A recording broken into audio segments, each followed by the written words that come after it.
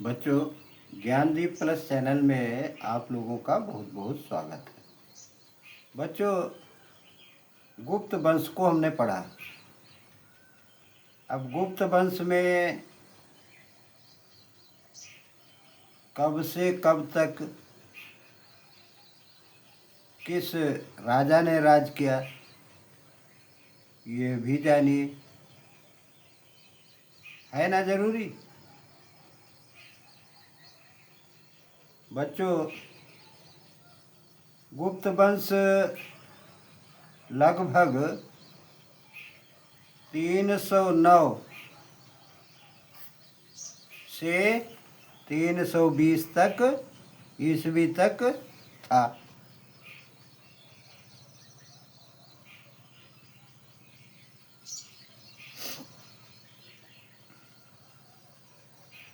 पाँच 550 ईस्वी तक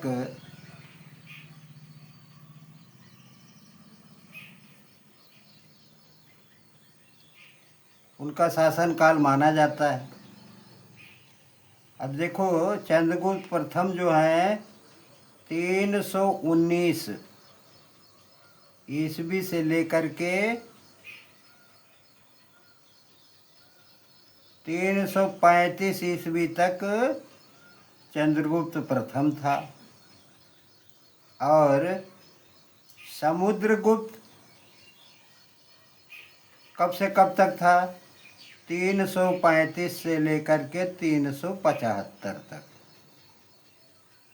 चंद्रगुप्त द्वितीय का साम्राज्य कब तक था, जिन्हें विक्रमादित्य की उपाधि मिली थी?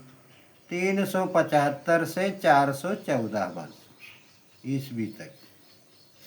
कुमारगुप्त प्रथम 414 ईस्वी से 455 ईस्वी तक। स्कंदगुप्त 455 ईस्वी से 465 ईस्वी तक।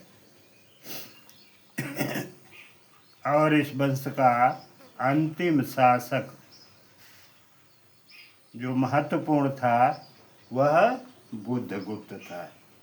इन्हें नोट कर लीजिए, यह आपकी परीक्षाओं में, प्रमुख परीक्षाओं में इन्हें पूछा जाता है। जब हम प्रमुख परीक्षाएं देने जाते हैं तो उसमें इन्हें पूछा जाता है। इसे आप लोग नोट कर लीजिए और ध्यान पूर्वक इसे याद कर लीजिए। अब अगला आया पुष्यभूति वंश। संगम नगरी प्रयागराज में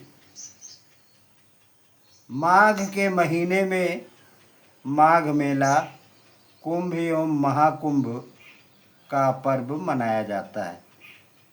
इसमें दूर दूर के लोग आते हैं। आज से लगभग 1400 वर्ष पूर्व हर्षवर्धन नाम का एक राजा भी यहाँ प्रति 5वें वर्ष आकर धर्म सभा करवाते थे और यहाँ वह अपनी 5 वर्ष में इकट्ठा की गई संपत्ति को दान कर देते थे।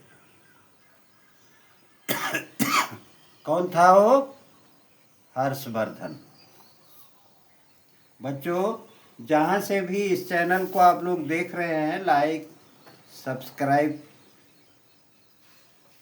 करते जाइए और इसे अपने मित्रों को भी शेयर कीजिए। बच्चों, गुप्त काल के लगभग 100 वर्षों बाद उत्तर भारत में एक नई शक्ति का उदय हुआ, जिसे पुष्यभूति वंश या वर्धन वंश के नाम से जाना जाता है। उसकी राजधानी कहाँ थी? थानेश्वर। ये कहाँ है? वर्तमान अंबाला जिला में है। इस वंश का प्रथम राजा प्रभाकर वर्धन हुआ करता था, जिन्होंने हूणों को उत्तर पश्चिम भारत से बाहर खदेड़ दिया था। प्रभाकर वर्धन के दो पुत्र राज्यवर्धन और हर्षवर्धन तथा एक पुत्री राजश्री थी। अब देखो हम हर्षवर्धन को देखते हैं।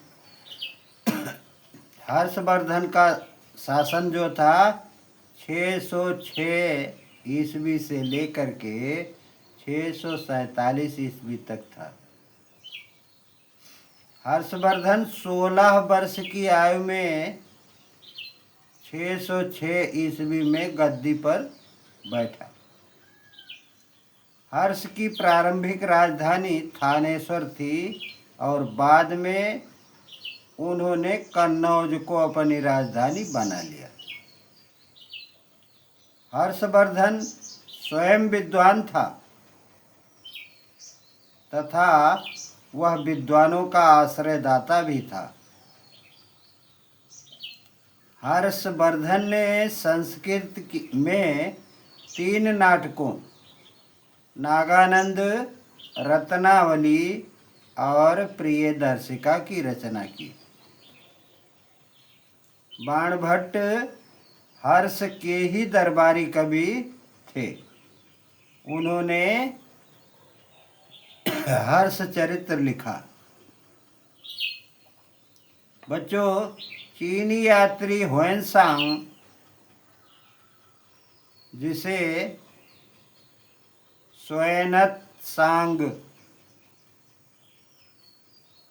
वहाँ का नाम है, चीन का ह्वेनत्सांग और यहाँ उसे ह्वेनसांग कहा जाता है।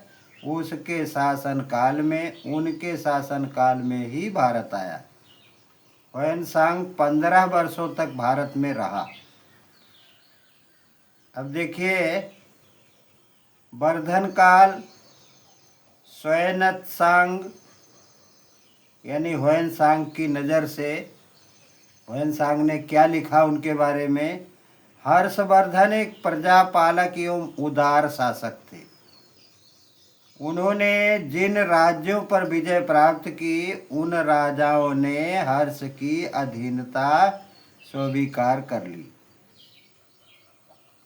हर्षवर्धन ने अपने संपूर्ण साम्राज्य की व्यवस्था के लिए उसे भुक्तियों, प्रांतों, विषय माने जिला तथा ग्रामों में विभाजित किया।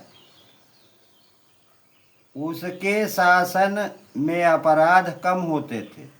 अपराध करने वाले को कठोर दंड दिया जाता था। हर्ष का बौद्ध धर्म से लगाव था और उन्होंने कन्नौज में एक विशाल धम्म सभा बुलाई। वह बहुत दानी थे।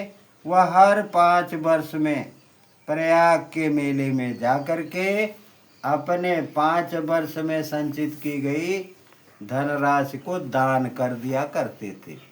बच्चों, बस आज इतना ही। जहाँ से भी इस चैनल को देख रहे हैं, देखते रहिए और कमेंट में अपनी राय 2 शब्दों में ज़रूर लिखिए। बच्चों, बस आज इतना ही। धन्यवाद।